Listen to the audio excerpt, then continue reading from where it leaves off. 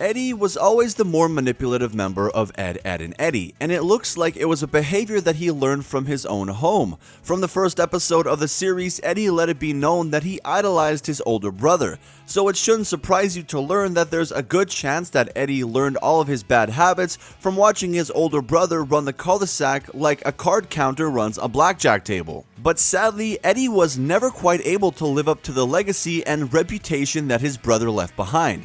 In the end, this unnamed idol's influence on the Edd boy was nothing short of messed up. Now, a legacy is something that's hard, if not impossible, to compete with, and it was something Eddie was doing every single day that he stepped foot in that cul-de-sac. His brother, though he was never given a name in the show, was well known and beloved by the neighboring kids, something that wasn't passed down to Eddie when he left. As you know from watching Edd, Edd, and Eddy, most of the kids in the trailer park detested Eddie and his half-baked schemes to get him and his friends rich enough to afford those coveted jawbreakers, but according to Eddie, he was just following in his brother's footsteps. For a while, Eddie's brother was so insignificant to the show that he wasn't even given a name. He was mainly used as a reference for Eddie. But Eddie idolized his brother so much and talked about him in such high regard that the viewers sort of felt like he was part of the show all along. And from what Eddie described, his brother was nothing short of impressive.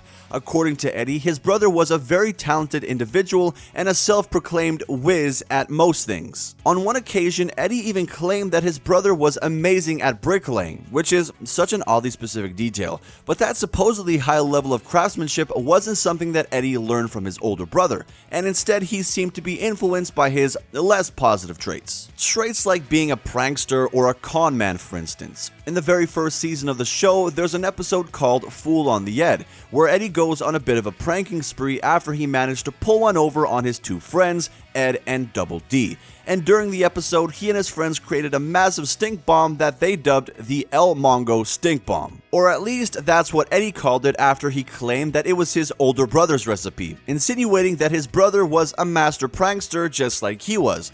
Now, in Season 3, viewers got a slightly better look at the type of person that Eddie's older brother was through the episode Edd 11. In the episode, Eddie and his two friends by the same name took a trip into the El Dorado of the cul-de-sac, Eddie's brother's room. And inside the room, not only did the boys find a treasure map, but the audience got a glimpse at the sort of things Eddie's older brother collected. And man, I'll just tell you now, it was pretty strange. Because not only did he have a taxidermied camel wearing a fez on its head, but he also had a car trunk in his room that was full of random loot as if he was in Borderlands or something. He even had a snake that Eddie said was going to be his someday. So it's clear that even though he wasn't around anymore, Eddie's older brother still had a massive influence on the way he acted. And he wasn't the only one who held his brother in high regard. In the episode Ed, Pass It On, Eddie started a rumor that his brother was coming to visit, and as each of the other kids in the cul-de-sac heard the news,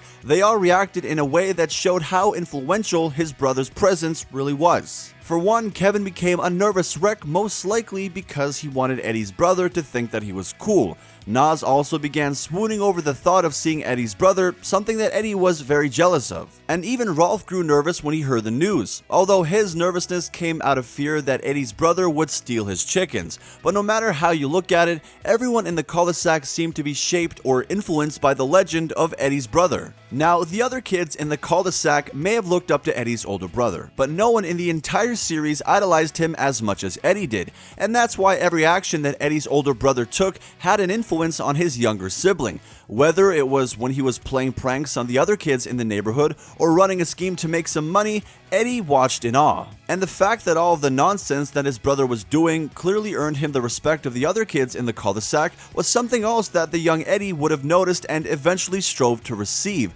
And from the moment Eddie's brother moved away, it seemed like Eddie was trying to take over his position in the cul-de-sac as the cool kid. After all, he saw his brother do it, so he likely thought that he would be able to achieve this same status, all based on what he saw his brother doing. However, as everyone who watched Ed, Edd, and Eddy knows, Eddie definitely failed to live up to the reputation that he created for his brother.